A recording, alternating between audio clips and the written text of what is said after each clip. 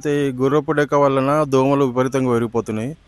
గుడిలోకి వచ్చే గుడి పక్కనే ఉన్నందున సాయంత్రం పూట అయితే అసలు ఉండలేకపోతున్నారు. భక్తులకు కూడా చాలా ఇబ్బందులు జరుగుతున్నాయి.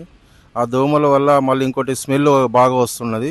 నీట్నెస్ లేనందువల్ల స్మెల్ కూడా బాగా వస్తున్నది. అయితే చాలా ఇబ్బందిగా ఉంటుంది దీనివల్ల. దోమలు మాత్రం చాలా పెరిగిపోతున్నాయి. దీనివల్ల ఇబ్బంది చాలా జరుగుతుంది. ఇప్పుడు వచ్చే ఉత్సవాలు శివరాత్రి అవన్నీ వస్తున్నాయి కాబట్టి చిన్నపిల్లలు భక్తులు చాలామందిగా వస్తుంటారు. సాయంత్రం కూడా కార్యక్రమాలు ఉంటాయి కాబట్టి కొంచెం ఈ దోమలు అనేది ఇది క్లీన్ అయితే దోమలు వెళ్ళిపోతుంటాయి. నీట్నెస్ ఉంటే మంచిగా ఉంటుంది కానీ అనుకుంటున్నాం అందరం.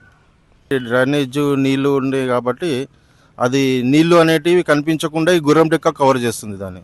ఇది తీసేసుకుంటూ పోతే ఎప్పుడప్పుడు క్లీన్గా ఉంటే బాగుంటుంది. అట్లా అది తీయడం అనేది చాలా అందరికీ కూడా చాలా బాగుంటుంది. ఆరోగ్యంగా కానీ అన్నిటిగా కానీ అన్ని రకాలుగా బాగుంటుంది. చూడడానికి కూడా బాగుంటుంది. పక్కనే పార్క్ ఉంది కాబట్టి నీళ్లు ఉండడం వల్ల కూడా మంచిగా అనిపిస్తుంటుంది. అయితే నేను డైలీ ఇదే రూట్లోనే వచ్చి వెళ్తుంటా.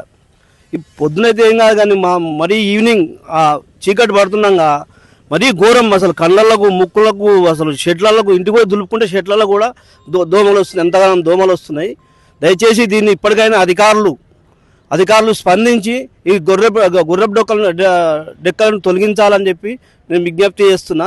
ఏం చేస్తాం, అసలు అధికారులు స్పందించట్లేదు. ఇప్పుడు పాలకవర్గం ఎట్లాగూ లేదు. ఇప్పుడు ఇంతకుముందు మా బీఆర్ఎస్ హయాంలో మా వెంకటరెడ్డి గారి ఆధ్వర్యంలో మంచి క్లీన్ సుందరంగా ఉండేది. మంచి 13 కోట్లు పెట్టి కట్టిన మినీ ట్యాంక్ బండ్ను మంచి పిల్లలు పాపలతో ఆడుకునే మినీ ట్యాంక్ బండ్ను తీసుకొచ్చి మొత్తం మురికి కంప చేసి డ్రైనేజ్ గినేజ్ మొత్తం అంతా ఇళ్ళనే వ్యర్థాలు మొత్తం ఇళ్ళనే పడుతున్నాయి. ఇదే విధంగా ఇంకొక నెల రోజులు ఉంటే ఎండాకాలంలో మరీ విపరీతమైన దోమలు తయారైతాయి.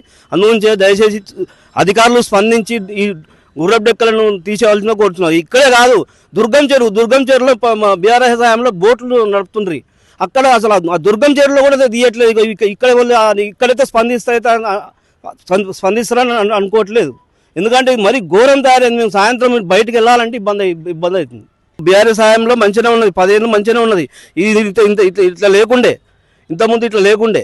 ఇది మా వర్షాకాలంలో గోడలు గిట్ట అన్ని కూలిపోతే దాన్ని 13 కోట్లు వెచ్చించి ఇంత మంచి సుందరంగా తయారు చేసి, ఎందుకంటే మరో ట్యాంక్ బండ్ లాగా ఉండాలని చెప్పేసి ఈ tank bund mini tank bund తయారు జరిగింది. కాకపోతే ఇప్పుడు ఎవరు పట్టించుకోవట్లేదు. ఇప్పుడు 2 ఏళ్ల పాలనలో కాంగ్రెస్ పాలనలో అసలు పట్టించుకునే నాదే లేదు. ఈ 2 ఏళ్ల పాలనలో ఇక్కడ లీడర్లు కూడా ఎవరు లేరు. లీడర్ల మాటలు కూడా ఎవరు ఇంటలేరు. ఇప్పుడు మొత్తం అధికారుల చేతులు ఉంది కాబట్టి ఇప్పుడు జిహెచ్ఎంసీ కలిపారు కాబట్టి అధికారులే స్పందించి దీనిపై చర్య తీసుకోవాలని కోరుకుంటున్నాం.